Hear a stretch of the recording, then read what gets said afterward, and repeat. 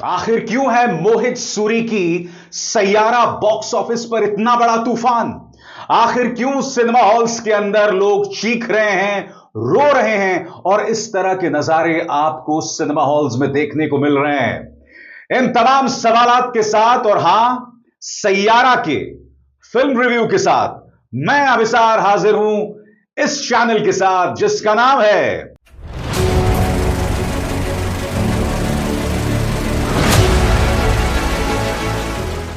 फिल्मी बातें विद अभिसार। तो हेलो, वेलकम, खुशामदीद, नमस्कार। आप देख रहे हैं फिल्मी बातें, मैं अभिसार। दोस्तों, आपके जहन में सवाल होगा कि आज मंगलवार के दिन मैं सैयारा का रिव्यू क्यों कर रहा हूं, क्योंकि फिल्म को रिलीज हुए 4 दिन हो गए। तो इसका सीधा सा जवाब है दोस्तों, फिल्में मेरे लिए जुनून है। मैंने सितारे जमीन पर है देखी, उस फिल्म ने मुझे डिसअपॉइंट किया। मेरी बेतहाशा उम्मीदें थी और उसके बाद मेरा फिल्में देखने का मन नहीं हो रहा था। इनफैक्ट आपने देखा होगा कि फिल्म मेट्रो इन दिनों आई थी, वो भी मैंने नहीं देखी। मालिक भी मैंने नहीं देखी क्योंकि मेरा मन ही नहीं हो रहा था।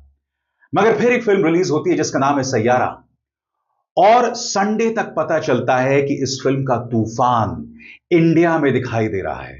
और जैसा कि आप इन तस्वीरों, इस वीडियो में देख सकते हैं, लोग रो रहे हैं सिनेमा हॉल्स के अंदर, आंखों में आंसू हैं, कई जगह लोग चीख रहे हैं। इस कदर असर पड़ रहा है देश के युवाओं पर।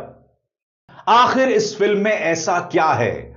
आज मैं आपके सामने सैयारा के बॉक्स ऑफिस सक्सेस को डिकोड करने आया हूं। इसके मायने क्या है, क्यों यह फिल्म इतनी बड़ी सक्सेस है। यह जो पागलपन आप स्क्रीन पर देख रहे हैं, इससे पहले एक और फिल्म आई थी जिसका नाम था छावा।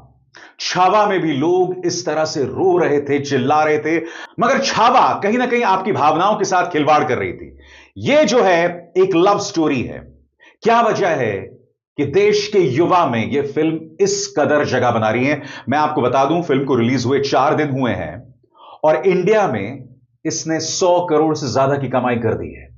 इस फिल्म का बजट 50 करोड़ है और फिल्म ने सिर्फ इंडिया में 100 करोड़ से ज्यादा कमाई कर ली है और इंटरनेशनली इसने 140 करोड़ की कमाई कर दी है। यानी कि पहले 4 दिनों में सैयारा हो गई है सुपरहिट। अब कल्पना कीजिए 2 हफ्ते बाद यह फिल्म कहां पहुंचेगी, और मुझे ताज्जुब नहीं होगा दोस्तों अगर यह फिल्म इंडिया के अंदर 500 करोड़ कमा ले। क्योंकि कल जब मैं फिल्म देखने गया था ना दोस्तों, तो मैं दोपहर की स्क्रीनिंग में गया था और दोपहर की स्क्रीनिंग में भी यह फिल्म हाउसफुल थी। और जिस शहर में मैंने यह फिल्म देखी, यह ए क्लास शहर भी नहीं है, मुंबई, दिल्ली, मद्रास, कोलकाता जैसा नहीं।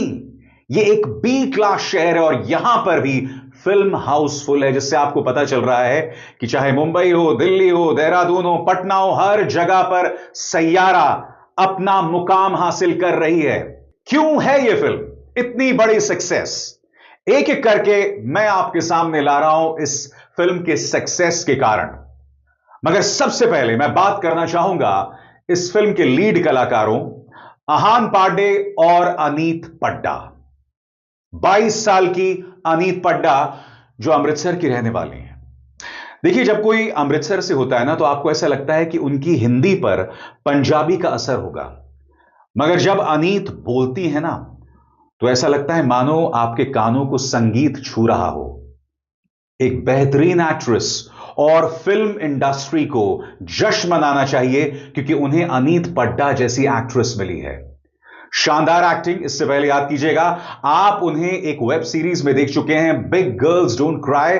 और बिग गर्ल्स डोंट क्राई की खास बात यह थी कि तमाम जो लीड एक्ट्रेसेस थी, उन सब ने शानदार एक्टिंग की थी, जिसमें अनीत पड्डा का भी किरदार था। अनीत पड्डा एक इमोशनल लड़की का किरदार निभा रही है, एक ऐसी लड़की जिसकी याददाश्त वक्त गुजरने के साथ खत्म होती जाती है। और आपको देखना चाहिए जिस तरह का उनका आउटबर्स्ट होता है, उनका एक एक शब्द, जैसे मैंने कहा ना, कानों में मिस्री जैसा है। उनकी एक्टिंग, उनके एक्सप्रेशंस, अगर वो कोई संवाद नहीं भी बोल रही होती है ना, तब भी उनकी एक्टिंग आप पर इस कदर इंपैक्ट करती है। खासतौर से जब उनकी याददाश्त पूरी तरह से चली जाती है, जब वो फिल्म के हीरो को ब्लैंकली देख रही होती हैं और तब भी अनीत पड्डा को देखकर आपको इस बात का एहसास होता है कि फिल्म इंडस्ट्री को एक शानदार एक्ट्रेस मिल गई है। दिलचस्प बात यह दोस्तों, उनकी उम्र सिर्फ 22 साल की है। वो नेपो किड भी नहीं है, वो किसी फिल्मी परिवार से नहीं है। 22 साल की उम्र में उन्हें यशराज बैनर्स मिल गया है और उनकी यह फिल्म शानदार हिट भी हो गई। इससे पहले वो काजोल की एक फिल्म में आई थी जिसका नाम शायद सलाम वेंकी था। तो मैं कहना चाहता हूं दोस्तों, यह जश्न का मौका है क्योंकि फिल्म इंडस्ट्री को एक फ्यूचर का सुपरस्टार मिल गया, एक फीमेल सुपरस्टार मिल गई है जो बहुत ही बेहतरीन एक्ट्रेस हैं, जो बेतहाशा खूबसूरत हैं, क्योंकि ये दोनों कॉम्बिनेशंस अक्सर आपको नहीं मिलती हैं। और यकीन मानिए दोस्तों, मुझे इंतजार होगा अनीत पड्डा की आने वाली फिल्मों को लेकर, देखना होगा वो क्या कमाल करती हैं। अब बात करते हैं आहान पांडे की, जिन्हें नए सेंसेशन के तौर पर लिया जा रहा है। आहान पांडे की आंखें बात करती हैं दोस्तों। आप जानते हैं आहान पांडे कौन है? आहान पांडे जो हैं वो चंकी पांडे के भतीजे हैं। चंकी के भाई जिनका नाम है चिकी, उनके बेटे हैं। यानी कि एक तरह से कहा जा सकता है कि साहब फिल्मी परिवार से हैं और स्वाभाविक सी बात है कि फिल्म में घुसना आसान था। और आप जानते हैं कि चाहे यशराज फिल्म्स हों या करण जौहर हों, जो फिल्मी बच्चे होते हैं ना, उन पे इनकी नजरें इनायत रहती हैं। तो एक तरह से कहा जा सकता है, कहने को नेपो किड हैं मगर भविष्य की उम्मीद है। अनीत पड्डा के मुकाबले मुझे उनकी एक्टिंग कमजोर लगी, मगर हां, आहान पांडे की आंखें बहुत पावरफुल है और वो आने वाले वक्त के स्टार हैं। स्टार तो अभी से बन गए, मगर उन्हें कहीं ना कहीं अपनी डायलॉग डिलीवरी पर काम करनी पड़ेगी। जी हां, इसमें दो राय नहीं है कि उनके अंदर जुनून है, उनके अंदर बेतहाशा एनर्जी है। वो डांस बहुत अच्छा करते हैं, वो इमोट बहुत अच्छा करते हैं, सीरियस रोल्स। खास बात यह है कि चाहे अनीत पड्डा हो या आहान पांडे, इनकी जो पहली फिल्म है वो एक कन्वेंशनल लव स्टोरी नहीं है, एक बहुत इंटेंस लव स्टोरी है जिसमें लीड एक्टर्स से एक्टिंग की उम्मीद की जाती है। क्योंकि इससे पहले क्या हो रहा था, जितनी भी लव स्टोरीज आई हैं जिन्होंने एक खास मुकाम बनाया है, चाहे वो बॉबी हो, कयामत से कयामत हो, मैंने प्यार किया हो, इन सभी में जो लीड एक्टर्स और एक्ट्रेसेस थे, ये लोग बाद में जाके सुपरस्टार्स बने। मगर अगर आप इन सारी फिल्मों को देखें तो इन पहली फिल्मों में जो लीड एक्टर्स थे, हीरो या हीरोइन, दोनों ने कोई बहुत ज्यादा इंटेंस परफॉर्मेंस नहीं दिया। आहान पांडे और अनीत पड्डा की खास बात यह है कि दोनों का परफॉर्मेंस बहुत इंटेंस है। हालांकि जो क्लाइमैक्स का सीन है, यानी कि बर्फ के बीच में वो जो क्रिकेट मैच चल रहा होता है, आहान पांडे की एक्टिंग वहां थोड़ी सी कमजोर दिखाई देती है। और जैसे मैंने कहा ना, डायलॉग डिलीवरी में एक हल्की सी प्रॉब्लम है, आपको कहीं ना कहीं थोड़ा सा कर्कश महसूस होता है, तो उस पर उन्हें काम करना पड़ेगा। मगर जैसे मैंने कहा, उन्हें यशराज फिल्म्स का आशीर्वाद है और मेरे हिसाब से अनीत पड्डा आहान पांडे से बेहतर एक्ट्रेस हैं। मगर चूंकि आहान पांडे एक नेपो किड हैं, लिहाजा आप जानते हैं कि फिल्म इंडस्ट्री जो है वो उनके प्रति ज्यादा सिंपैथेटिक रहेगी। और बात वहां नहीं रुकती है, हम लोगों की भी यही सोच है कि एक फिल्म के अंदर जब हीरो और हीरोइन होती है ना, तो जनता हीरो के प्रति अपना प्यार ज्यादा जो है जतलाती है। हां, श्रीदेवी और माधुरी दीक्षित, इनकी अलग बात है, क्योंकि जब ये एक्टिंग कर रही थी तब यही फिल्म की हीरो और हीरोइन दोनों हुआ करती थी। उनके जैसा ना पहले कोई था ना आगे कोई हुआ है। अब देखना यह है कि आने वाले वक्त में अनीत पड्डा अपनी जिंदगी में जो चुनौतियां आने वाली हैं उसका सामना कैसे करती हैं, बिल्कुल फिल्म की तरह। अब चूंकि मैं इसका रिव्यू ट्यूसडे को कर रहा हूं दोस्तों, तो हो सकता है इसके अंदर कुछ स्पॉइलर अलर्ट्स हों, तो अभी से मैं आपको चेतावनी दे रहा हूं। जहां तक फिल्म की कहानी की बात है, फिल्म की कहानी कैसे शख्स की है जो सुपरस्टार बनना चाहता है, जो सिंगर बनना चाहता है, यानी कि आहान पांडे। और जहां तक अनीत पड्डा का किरदार है, अनीत पड्डा का किरदार जिन्हें फिल्म के पहले ही फ्रेम में धोखे का सामना करना पड़ता है, क्योंकि जिससे शादी होने वाली होती है वो शादी के लिए नहीं आते हैं, तो उन पर जबरदस्त असर पड़ता है। मगर उनके पास होती है उनकी लेखनी, उनकी कविताएं, और यही कविताएं, यही लेखनी, यही गाने अनीत पड्डा और आहान पांडे को करीब लाते हैं। जहां तक आहान पांडे की बात है, उनके जो पिता हैं वो एक अल्कोहलिक हैं, क्योंकि उनकी मां की मौत हो जाती है और उनके पिता शराब में दफन हो जाते हैं। लिहाजा आहान पांडे के अंदर बहुत गुस्सा रहता है और उसे उन्होंने फिल्म के अंदर बखूबी इजहार किया है। वक्त गुजरते जाता है और फिर अचानक पता चलता है कि जो वानी बत्रा का किरदार है, यानी कि अनीत पड्डा का किरदार, उन्हें अल्जाइमर्स की बीमारी है। यानी धीरे धीरे धीरे वो सब कुछ भूलने लगती हैं। और डॉक्टर ये कहती हैं कि न सिर्फ आप सब कुछ भूल जाएंगी, बल्कि आप गुस्सा होंगी, बेतहाशा गुस्सा होंगी। और इस इमोशन को अनीत पड्डा ने बखूबी निभाया है। और फिर शुरू होती है सेल्फलेस लव की कहानी। क्योंकि कृष कपूर का जो किरदार है, यानी कि आहान पांडे का जो किरदार है, उनका मकसद क्या होता है? सिंगिंग सुपरस्टार बनना। मगर वो क्या करते हैं? अपना सारा वक्त वानी बत्रा को देते हैं। मगर वानी बत्रा, जिनकी याददाश्त धीरे धीरे धीरे जा रही होती है, वो इस बात को समझ जाती हैं कि अगर मैं रहूंगी तो कृष सुपरस्टार नहीं बन पाएगा, इसीलिए वो उन्हें छोड़ के चली जाती हैं। उसके बाद क्या होता है?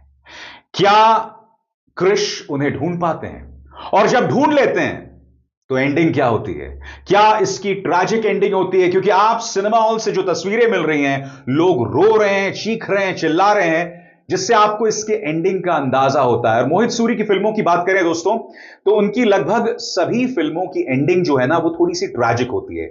आशिकी पार्ट 2 आपको याद होगी ही। हम मोहित सूरी की भी बात करेंगे और फिल्म की भी बात करेंगे। तो ये तो कहानी है। हां, इसका क्लाइमैक्स ऐसा है जो आपके चेहरे पर मुस्कान लाता है, मगर इसका क्लाइमैक्स कहीं ना कहीं इस फिल्म की कमजोरी भी है। वो मैं आपको बताऊंगा क्यों। उसके लिए थोड़ा सा आपको इंतजार करना पड़ेगा। हम बात करते हैं फिल्म के डायरेक्टर मोहित सूरी की। मोहित सूरी ने रंगों का, शेड्स का, लाइट्स का बहुत खूबसूरत इस्तेमाल किया है। फिल्म की ताकत इसका लुक है, वो लुक जो आपको अपील करता है।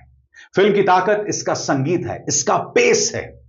एक भी लम्हा ऐसा नहीं है इंटरवल के बाद, कुछ सीन्स को छोड़ के, जहां आपकी निगाह स्क्रीन से हटती है।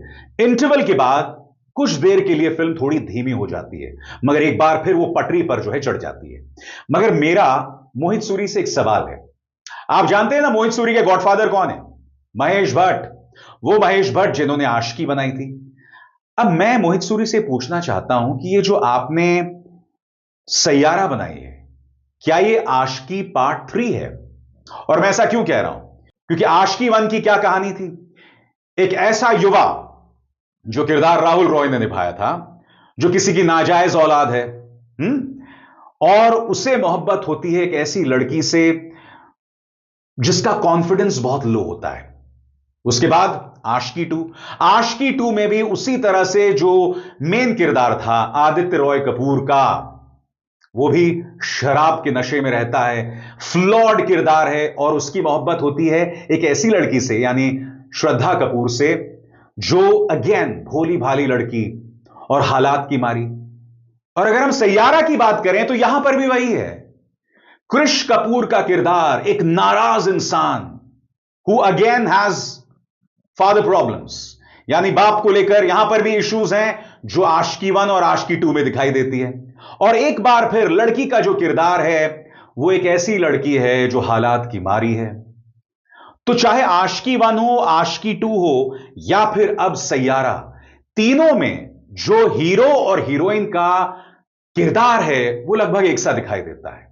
तो मैं मोहित सूरी से यही सवाल पूछना चाहता हूं कि क्या आप जानबूझकर ऐसा कर रहे हैं? जैसे कि आप इम्तियाज अली की फिल्म्स को देखें तो उनकी लगभग सारी फिल्म्स ट्रैवल फिल्में होती हैं, यानी कि हीरो और हीरोइन सफर कर रहे होते हैं। चाहे वो जब वी मेट हो, व्हेन हैरी मेट सेजल हो, हाईवे हो, हीरो और हीरोइन यानी कि मेल प्रोटैगनिस्ट और फीमेल प्रोटैगनिस्ट दोनों सड़क पर सफर कर रहे होते हैं या ट्रेन में सफर कर रहे होते हैं। उसी तरह से मोहित सूरी के किरदारों में भी यह समानता दिखाई देती है।